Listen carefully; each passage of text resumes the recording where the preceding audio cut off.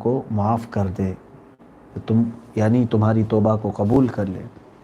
وَيُرِيدُ الَّذِينَ يَتَّبِعُونَ الشَّهَوَاتِ أَن تَمِيلُوا مَيْلًا عَظِيمًا، لیکن جن لوگوں کے اندر خواہشات نفسانیہ گھر کر چکی ہیں تو وہ لوگ یہ چاہتے ہیں کہ خوب عیش ہو، یعنی وہ اپنی بربادی چاہتے ہیں، جبکہ اللہ تبارک و تعالیٰ ان کے لیے آسانی فرما رہا ہے۔ یرید اللہ ان یخفف عنکم وخلق الانسان ضعیفا، اللہ تعالیٰ چاہتا ہے کہ تمہیں آسانیاں دی جائیں کیونکہ انسان کمزور پیدا کیا گیا ہے۔ یہاں سے یہ سمجھ کر کے چلیں کہ اللہ عز و جل نے کسی بھی انسان کو اس کی طاقت سے زیادہ کا حکم نہیں عطا فرمایا، کیونکہ اللہ تعالیٰ فرماتا ہے کہ وہ تمہارے لیے آسانی چاہتا ہے۔ دوسرے پارے کی بھی آیت ہے یرید اللہ بکم اليسر ولا یرید بکم العسر، اللہ چاہتا ہے کہ تمہارے ساتھ آسانی ہو، اللہ تعالیٰ یہ نہیں چاہتا کہ تمہارے لیے مشکلات ہوں۔ آپ یہ سمجھ کر کے چلیں، اگر کوئی یہ کہتا ہے کہ بھائی اب میری برداشت سے زیادہ ہو گئی تکلیفیں، تو جھوٹ کہہ رہا ہوں، کیونکہ اللہ تبارک و تعالیٰ نے یہ فرمایا لا یکلف اللہ نفسا الا وسعها، اللہ کسی بھی جان کو اس کی طاقت سے زیادہ تکلیف نہیں دیتا، جتنا تم اٹھا سکو گے اتنی دی جاتی ہیں۔ تو یہاں پر یہ بات سمجھ کر کے چلیں کہ ہمیں ہماری زندگی میں اتنی ہی چیز ملتی ہے جس کو ہم برداشت کر سکتے ہیں، حتیٰ کہ تحقیقات کی روشنی میں نے دیکھا، آپ محسوس کرتے ہوں گے کبھی آپ گر گئے، اللہ نہ کرے کسی کا ایکسیڈنٹ ہوا، پیر میں چوٹ آئی، سر میں چوٹ آئی، کہیں پر بھی، تو ظاہر سی بات ہے درد کی شدت ہوتی ہے، پیر ٹوٹ رہا ہے، ہاتھ ٹوٹ رہا ہے، کہیں پر ایک وقت ایسا آتا ہے کہ بے ہوشی آ جاتی ہے۔ تو یہ ہوش کب چلا جاتا ہے آدمی کا؟ بے ہوشی کب آتی ہے؟ کسی بھی درد کی شدت جب بڑھ جاتی ہے تو بے ہوشی آتی ہے۔ کیوں؟ یہ اللہ تعالیٰ کی رحمت ہے کہ جتنا وہ برداشت کر سکتا ہے اتنی دیر تک اسے ہوش میں رکھتا ہے، اگر اس کا درد برداشت سے زیادہ ہونے لگ گیا تو اسے بے ہوشی دے دی جاتی ہے۔ یہ سمجھ کر کے چلے کہ اللہ تبارک و تعالیٰ طاقت سے زیادہ کسی کو بھی تکلیف میں نہیں مبتلا فرمائے گا۔ کچھ آیتیں یہاں پر خانگی معاملات کے لیے ہیں، گھریلو معاملات کے اعتبار سے ہے، تو سورہ نساء، جیسے کہ کل میں نے کہا تھا عورتوں کے نام سے پوری سورہ آئی ہے، لیکن اس میں حکم یہ دیا گیا ہے الرجال قوامون علی النساء، مردوں کو اللہ نے عورتوں پر حاکم بنایا ہے۔ حاکم کا مطلب کوڑا لے کر کے پیچھے گھومنے والا نہیں، حاکم کا مطلب یہ ہے کہ ان کی پوری زندگی کی دیکھ بھال اللہ تعالیٰ نے مردوں کے حوالے کی ہے۔ وہ مرد ہی نہیں ہے جو گھر میں بیٹھ کر کھا رہا ہو اور اس کی عورت کمانے کے لیے نکل رہی ہو، یعنی وہ خود اپنے گھر بار کو چلانے کے لیے محنت و مشقت کرتی ہے اور گھر میں یہ مرد بیٹھ کر کے روٹیاں توڑ رہا ہے، اس کا نام مرد نہیں ہے۔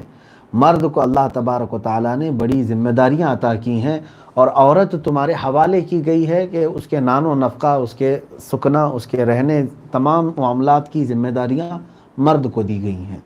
تو اس کا مطلب یہ حاکم ہے، مردوں کو اللہ تبارک و تعالیٰ نے جو فوقیت عطا کی ہے۔ اس سورہ کی تفسیر میں ائمہ اکرام نے یہ بھی فرمایا کہ یقیناً عورتوں کو اللہ تبارک و تعالیٰ نے وہ حقوق عطا کی ہیں جو دنیا میں کسی اور نے ان کو دیا ہی نہیں۔ ہمارے ہاں عورتوں کو قید و بند کی صحبتوں میں نہیں رکھا گیا، بلکہ ان کی عزت کی حفاظت کا حکم دیا گیا ہے۔ آج پوری دنیا ہماری بچیوں کو، ہماری بہنوں کو بازار میں ننگا کر کے لانے کے لیے طرح طرح کے ہتھ کنڈے اپنا رہے ہیں۔ خود یہاں تک کہ اسلامی کنٹریز کہنے والے وہ ملک جہاں پر اسلامی نظام قائم ہونے کی بات کی جاتی ہے، اگرچہ بظاہر کہہ رہے ہوں، چاہے وہ پاکستان ہو، سعودی عربیہ ہو اور بھی دیگر ممالک، یہاں عورتیں آزادی کے نام پر سڑکوں پر اتر آئی ہیں، بینر لے کر کے چل رہی ہیں، وہ یہ کہتی ہیں کہ ہمیں آزاد کر دیا جائے، ہمارا جسم ہماری مرضی۔ تو یہ تمام چیزیں یہ سمجھ کر کے چلیں کہ یہ خود عورتیں نہیں آئی ہیں، ان کے پیچھے ایک بہت بڑی تنظیمیں کام کر رہی ہیں انہیں باہر لانے کے لیے۔ انہیں معلوم نہیں کہ اسلام نے جو عورتوں کو عزت عطا کی ہے وہ دنیا میں کسی نے عزت عطا نہیں کی۔ عورت کو صنف نازک کہا گیا ہے۔ ہاں کچھ باتیں ایسی ہیں، جیسے مثال کے طور پر نبی صرف مرد ہیں، امام صرف مرد ہیں، خلیفہ صرف مرد ہے۔ یہ کچھ خصوصیات ہیں جو مرد کو دی گئی ہیں، لیکن عورت یہ ہمیشہ یاد رکھے کہ چاہے وہ نبی ہوں، چاہے ولی ہوں، چاہے خلیفہ ہوں، چاہے امام ہوں، ان سب کو پیدا ہونا ہے کسی عورت سے ہی، کسی ماں کی گود میں ہی یہ تربیت پائے ہوئے ہیں۔ تو اللہ تبارک و تعالیٰ نے فضیلتوں میں تمہیں بھی جوڑ کر کے رکھا ہے۔ اگر آج کسی بڑے قائد کی واہ واہی ہوتی ہے، کسی کی تعریف ہوتی ہے، تو ساتھ میں اس کی ماں بھی برکت والی ہوتی ہے کہ اللہ تعالیٰ نے اس ماں کی کوکھ کو یہ برکت عطا کی کہ ایک صالح کوئی مصلح کوئی قائد اس کی کوکھ سے جنم لیا۔ عزیزان گرامی، میں اپنی بچیوں سے یہ کہوں گا کہ ان کے جھوٹے پروپیگنڈوں میں نہ آئیں۔ یہ تمہاری آزادی کی بات کیا کر رہے ہیں، یہ تمہیں بے حیا کر کے تمہارے جسموں کو نیلام کرنے کی بات کر رہے ہیں شیطان، بلکہ جانوروں کی زندگی گزارنے پر تمہیں مجبور کیا جائے گا۔ اس کیفیت میں لانے کے لیے یہ تمام پروپیگنڈے چل رہے ہیں۔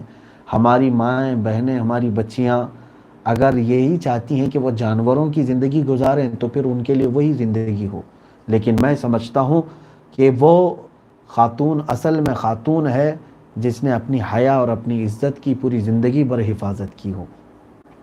عورت کے لیے سب سے اہم چیز ہے اس کی عصمت، اس کی عزت کا محفوظ رہنا۔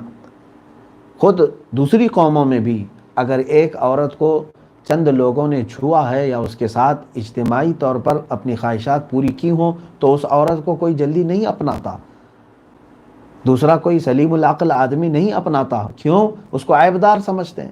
تو دنیا یہ چاہتی ہے کہ تم کو اس طرح سے معیوب کر دیا جائے کہ تمہارا جسم چھلنی چھلنی ہو جائے، معاذ اللہ رب العالمین۔ اس طرح کے ہتھ کنڈوں پر اور اس طرح کے پروپیگنڈوں کی طرف ہماری بچیاں قطعاً توجہ نہ دیں۔ میں جانتا ہوں کہ برسوں سے مائنڈ پروگرامنگ کی جا رہی ہے ہماری بچیوں کی۔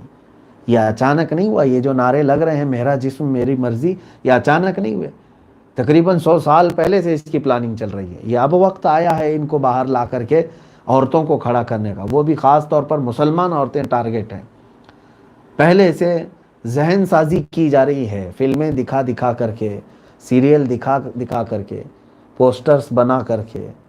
ظاہر سی بات ہے پہلے عورت کا اگر پیر بھی نظر آتا تو لوگ اس کو عیب سمجھتے تھے، حتیٰ کہ جب عورتوں کی گاڑیاں جاتی تھیں، جب بیل گاڑی کا زمانہ تھا، تب بھی ایسے حالات تھے کہ بیل گاڑی کو چاروں طرف سے کپڑا باندھ دیا جاتا تھا تاکہ لوگوں کو معلوم ہو جائے کہ یہ مردوں والی گاڑی نہیں عورتوں والی جا رہی ہے۔ پہلے اتنا ان کو پابند رکھا گیا تھا۔ پابند کا مطلب قید نہیں ہے، ان کی عزت کی حفاظت تھی۔ لیکن مسلسل اس کے پیچھے محنت کی گئی، خاص طور پر ہالی ووڈ نے، بالی ووڈ نے مل کر کے، ایلومیناتی تنظیم نے اور یہودی لابیوں نے، یہ تمام تر محنتوں کے بعد ان کے آج یہ پوزیشن پر ہماری بچیوں کو لائے ہیں کہ ہماری آواز تو ایسی ہے جیسے نکار خانے میں طوطے کی آواز، جہاں بڑے بڑے ڈھول بج رہے ہوں، ہماری آواز کو جلدی لوگ سنتے نہیں ہیں۔ ان کو ایسا لگتا ہے کہ پوری دنیا فلمیں دیکھ رہی ہے، پوری دنیا سیریل دیکھ رہی ہے، ساری عورتیں تو اس طرح کے لباس پہن رہی ہیں، ہمیں کیوں روکا جا رہا ہے؟ میرے عزیزو، کل ہی میں نے ایک بات عرض کی تھی، اگر کوئی اصلاح کرنا چھوڑ دے، برائیوں سے روکنا بند کر دے، جیسے اس کسان کی طرح ہے جو اپنی فصل کے ارد گرد اگی ہوئی گھاس کو نہیں کاٹتا، تو ایک دن ایسا آئے گا کہ وہ گھاس اتنی بلند ہو جائے گی کہ اس کی اصل فصل اس کو نظر ہی نہیں آئے گی۔ اسی طرح آج حالات ہو گئے کہ یہ سب دیکھ دیکھ دیکھ کر کے لوگ خاموش بیٹھتے چلے گئے، ہمارے بچیوں کو سمجھانے کے لیے یا ان کو نصیحت کرنے کے لیے وقت ہی نہیں ملتا۔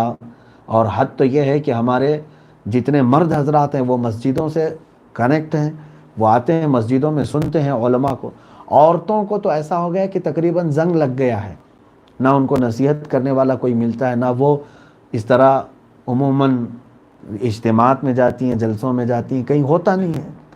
لیکن آج میں گزارش کروں گا کہ اب انٹرنیٹ کا زمانہ ہے کہ تمہارے ہاتھوں تک علماء کی تقریریں آ رہی ہیں، نصیحتیں آ رہی ہیں، تو اسلامیات دیکھو اور اپنے ذہن کو مغربی میڈیا اور دجالی تنظیموں کے منصوبوں سے اپنے آپ کو محفوظ رکھو۔